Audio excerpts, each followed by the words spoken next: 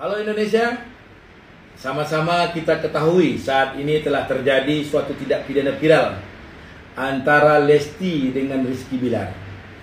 Dan juga sudah diumumkan di media sosial maupun di media elektronik, Lesti telah melakukan perdamaian dengan Rizky Bilar dan Lesti telah mencabut laporan yang dibuat di Kepolisian Republik Indonesia. Namun pada saat ini terjadi pro dan kontra dan beberapa pendapat hukum bagaimana kedudukan perkara ini.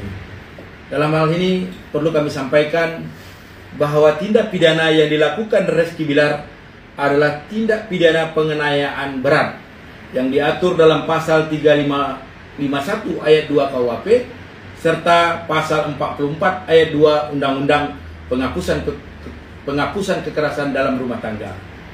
Terhadap dua pasal ini tidak termasuk dalam penyelesaian restoratif justice, karena penyelesaian dalam restoratif justice itu hanya dalam tindak pidana ringan. Maka dalam hal ini pengaduan pencabutan perkara yang dilakukan Lesti tetap harus dilanjutkan, karena ketika seseorang melakukan tindak pidana maka ada dua pertanggungjawaban hukum. Pertama, pertanggungjawaban hukum kepada korban. Kedua, pertanggungjawaban kepada negara. Walaupun Lesti sudah mencabut laporannya, bukan berarti tindak pidana penganiayaan yang dilakukan oleh Rizky Bilar akan hapus dan tidak dapat dilakukan penuntutan. Karena sama-sama kita ketahui, azas hukum pidana itu mengatakan perdamaian bukan menghapus pidana.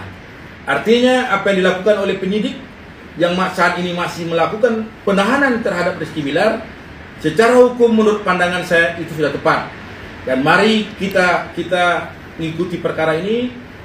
Rizky Bilar harus dituntut secara hukum sesuai dengan perbuatannya. Karena perbuatannya ini adalah tindak pidana berat yang sudah mengganggu aktivitas sehari-hari Rizky.